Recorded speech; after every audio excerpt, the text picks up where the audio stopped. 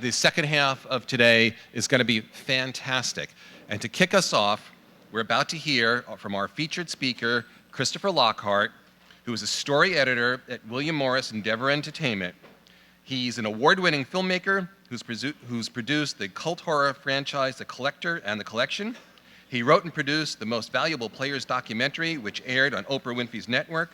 He's an adjunct professor at National University's professional screenwriting program, has lectured around the country, published 1 million articles, and has read more than 50,000 screenplays.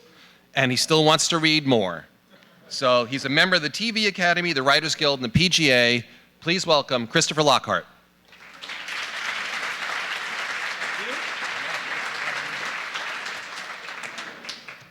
Good afternoon. Thank you to the Visual Effects Society and to the LA County Jail for that photograph.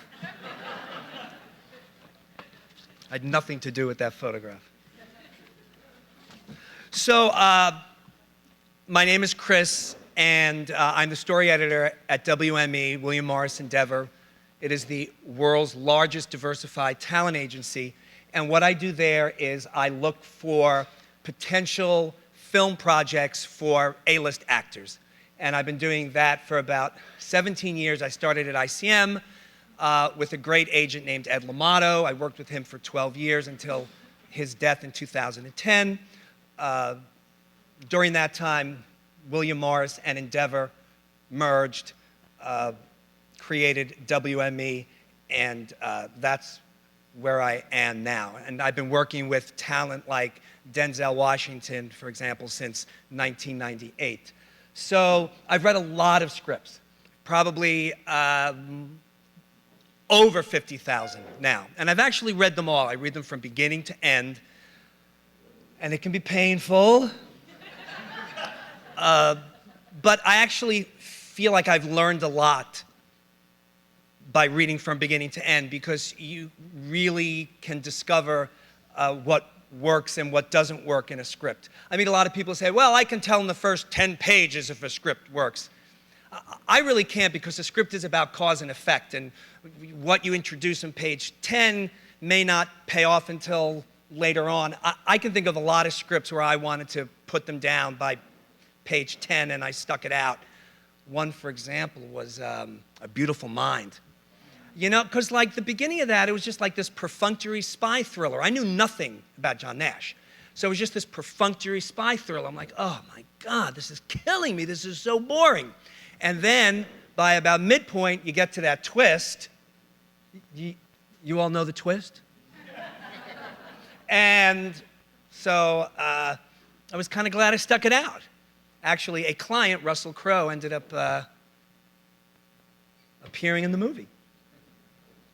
So lots of scripts. I've heard lots of pitches. I hear lots of stories. If I'm at a party and somebody says, what do you do? And I say, well, you know, blah, blah, blah. And they're like, I got a story for you. Everybody has a story. Everybody. It is amazing. My mother was on a trip to Aruba like 2 weeks ago, and she gets back. First thing, calls me from New York. Christopher, I met this woman, and sure enough, what does she have? She has a great story. Yeah, everybody's got a story. And somebody once said that, you know, just because it's your story, because it happened to you, doesn't necessarily mean it's going to make a great movie. That doesn't mean that the story's not important. It might be a better novel, a poem, maybe an email, but not necessarily a movie.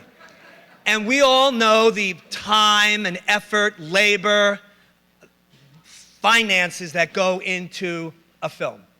And so trying to find a story for film can be difficult. Even though there's a lot of movies that are made that may not always be that great, it's still a arduous process. And I think I never like to criticize films, because as a filmmaker, you know what goes into it, and there's all sorts of reasons why films can go south. and it's not always because of the screenplay. But often it is because of the screenplay. And I'll just read scripts, and one of the first questions that I always ask myself is this a movie? Just because it's a screenplay doesn't mean it's a screenplay. So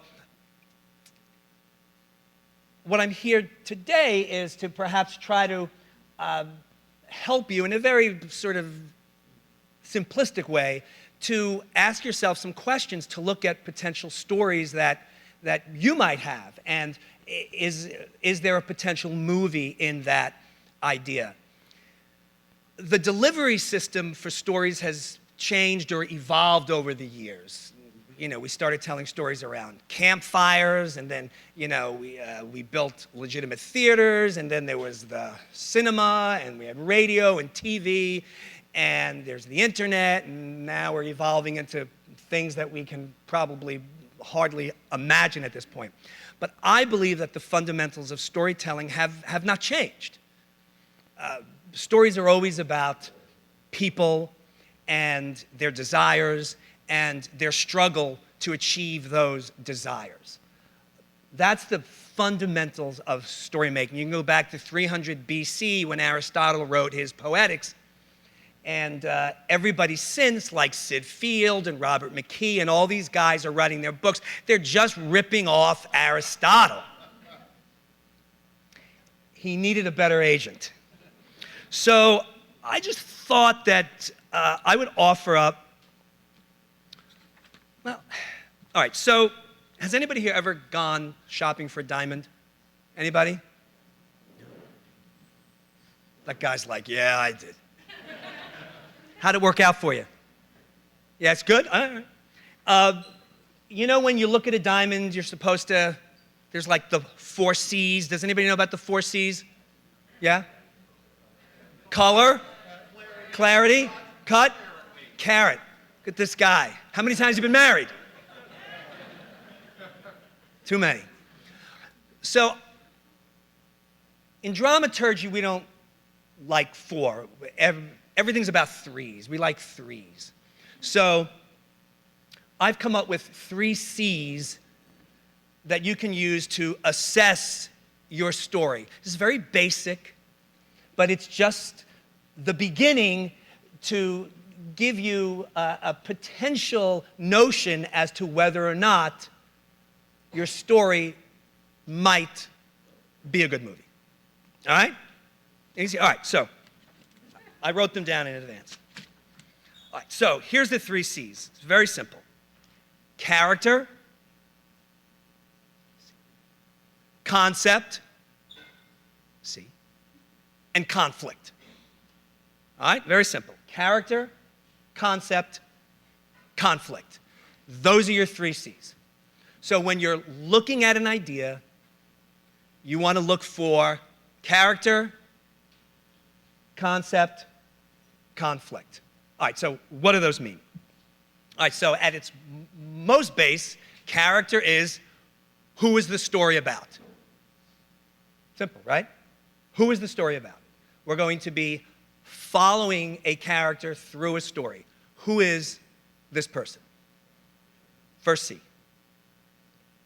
Second C, concept. This is a scenario, a situation, or a predicament in which the character finds himself.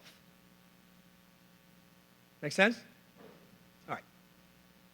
And then conflict, which is what the character does in response to the concept, reacting. So I'm going to give you a very simple example because I know everybody in this room has seen The Wizard of Oz, right? All right, so we're going to use The Wizard of Oz as an example. Character. Who are we following in The Wizard of Oz? Dorothy. All right, so you know we might want to know a little bit about Dorothy, right? She's a lonely farm girl. She's an orphan, right? Because she's living with Auntie Em and Uncle Henry. She's on the farm with those 3 creepy farm hands. And she wants to get the hell out of there, right? She wants to go over the rainbow. She wants to sort of escape her dull black and white world of Kansas for something much more exciting. That's your character. She has a yearning. She has a desire. Always want your character to have desire. All right, now we need the concept, which is the situation in which the character finds herself. And in this case, the scenario in The Wizard of Oz is a cyclone takes Dorothy over the rainbow. All right, so now we have this lonely farm girl who finds herself over the rainbow. But you have no movie. You still have no movie because you need the conflict, because drama is driven by conflict. Films are driven by conflict. This, by the way, is the number one element that is missing from most pitches that I hear and most scripts. There's literally no conflict. It's like driving a car without gas. So, in this case, the conflict for Dorothy is that she sets out on a journey to meet a wizard who can return her back to Kansas. The conflict is often defined by a goal, by something specific that the character can pursue. Make sense? All right. So, that's it, obviously, at a very basic level. Character, concept, conflict. And then you can flesh these things out a little bit because there's things that you want to think about. So, for example, in relation to your character, is this a hero? Is this an anti-hero? Because the way that character will traverse through the story will be different based on if she's a hero or an anti-hero. What about backstory? We don't have a lot of backstory on Dorothy, but we can infer it based on sort of what's going on there. I mean, I don't know for a fact that her parents are dead, but she's living with her aunt and uncle, so, you know, there's something awry there. Internal conflict. We spoke about how Dorothy sort of yearns to get the hell out of Kansas. These are all elements that help to bolster the character. And also the antagonist. Who's the antagonist in the story? Who is preventing Dorothy from getting what she wants? A great deal of your character is defined by the antagonist. The antagonist has to be equally as strong as your protagonist. If it's a weak antagonist, then we don't have a lot of respect for our character. And finally, can we at the very least identify with the character? I don't believe it's important that we like the character, but we at least have to identify and respect the character within that world. I mean, do we really like Tony Montana in Scarface? You know, do we want to have him over for Thanksgiving dinner? Maybe not. Though he could carve the turkey with the chainsaw. But within that world, we identify with Scarface. We respect him within that world. Those are important elements. And then probably the most important element, and a lot of people will often feel this is formulaic, but you know, Aristotle speaks of it, and all of my clients speak about it, that when I read a script and I say, hey, this script is something that you need to read, and I then have to pitch it to them, one of the first questions that an actor will ask me is, well, how does the character change? Because the Aristotelian theory is that if the story is important, then it's going to affect change onto the protagonist. He's going to be different at the beginning of the movie than he was at the end of the movie. If your story's not that important, then the character may not change. And there are some characters that don't change, James Bond, Indiana Jones, but most of the time, characters at the very least learn something. That's where we get a lot of our emotional catharsis from. in a film. In terms of the concept, that situation, that predicament, is it something that we haven't seen before? What's the world like? Look at The Wizard of Oz. It's a whole world over there.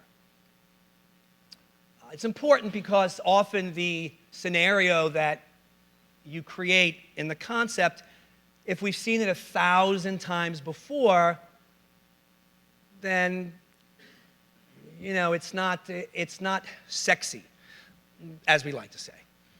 Is there a hook to the concept? Something that we haven't seen before, just a little twist. And in terms of the conflict, is this the most important thing in this character's life? Whatever this character is trying to pursue at this time, it truly needs to be the most important thing in his life. The stakes need to be life and death. It doesn't mean literal life and death. It can be Pee Wee Herman needing to get his bicycle back.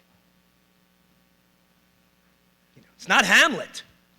But guess what? In his world, it is Hamlet. And so we have to buy into that. So that conflict needs to be the stakes need to be very, very high for that character. Even if in our life, what's happening there wouldn't bother us, if we're experiencing the story through the eyes of that character, then it will bother us. And the character should be forced to make tough choices all the way. Can't make it easy. Got to make it hard on him. So I just wanted to throw out a couple of examples from popular movies. You know, we're not talking Long Day's Journey into Night. And I'm going to ask if any of you have any stories or a pitch that you might want to share, and we can see maybe how it plugs into the 3 C's. Does anybody want to do that? I didn't think so. People do get nervous. All right. Really simple. Character, concept, conflict for Liar Liar. Jim Carrey movie. Character is an attorney who's a pathological liar. That's our character. Our concept is he cannot tell a lie for 24 hours. That's brought about because his son makes a wish, but the concept is he cannot tell a lie for 24 hours. But at this point, we don't have a movie. We have a Saturday Night Live sketch. Can you understand that? Because it's great. So you have an attorney, and he can't lie for 24 hours. So what's your movie? You don't have a movie. You don't have a movie until you create the conflict. And in this case, he must win the biggest case of his career during this period where he cannot tell a lie. And so the conflict is goal-oriented because he struggles through the story to win this case, but he is at a loss for his most valuable tool, which is lies. So it makes it very tough for him. Erin Brockovich. Character, down and out, single mom, outspoken, iconoclastic, if I can use that word. She's also based on a real person. Concept, she lands a job at a law firm with no legal experience. Conflict, she spearheads a David and Goliath lawsuit against a public utility. It's just the basics of that story. Clearly, there's all these other elements. There's the Albert Finney character. There's the Aaron Eckhart character and the conflict between all of them. But this is where it all begins. Dean Devlin said earlier that he likes to start with a character. Some people like to start with a concept. You know, maybe it's you're out there. I was just talking to somebody before, and he said, You know, in every disaster movie, that Capitol Towers building collapses. Who said that? Where are you? Anyway, there he is. And so maybe you're out there and you're like thinking, back to 1974, earthquake and sense around, but you're thinking, wow, man, you know, like what would happen if an earthquake just like completely wiped out Hollywood? So now you have a concept. You don't have a character yet. You don't have conflict, but you might start from there and then brainstorm out. You might end up with Charlton Heston as the protagonist, or you might end up with Dwayne "The Rock" Johnson as the protagonist. Earthquake or San Andreas? Jaws. Simple. Character, small town sheriff. Concept, man-eating shark terrorizing tourists. Conflict, sheriff's got to kill the shark. It's not all that complicated. The complications come within the conflict that the character experiences as he's trying to resolve his conflict. Movies really are just about a character that has a problem and he has to solve the problem. At its most base, that's what movies are. If characters don't have problems in movies, then where's the drama? Where's the conflict? And so I will often get pitches. Someone will say, well, you know, I want to tell you about my grandmother's earthworm farm, because we've never seen a movie on an earthworm farm. I'm like, all right. And so I hear the pitch about the earthworm farm, and I learn all about how they aerate the soil and how they're like harvested for fishing. And I'm like, oh, it's all great. It's an interesting world. And grandma sounds lovely. But what's the conflict? And it's always, well, you know, what do you mean? So keep in mind, 3 C's: character, concept, conflict. Anybody here want to be brave? Share something, story idea, maybe try to attempt to plug it in? How about conflict with the grandmother? She's starving, she has no money because she's eating the worms she's supposed to grow. Brilliant. I'm going to sign you after this. Anybody else? You don't want to know. Anybody else? Yes.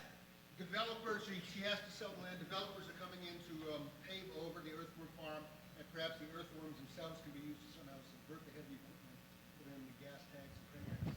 There was a movie made in the 70s called Squirm with Don Scardino. Maybe we find some way to remake it where the earthworms attack. Anybody interested? Special effects could be killer, man. And thank you very much. Good luck. And remember that everybody has a story to tell. And if it's not a movie, that's okay. Thank you.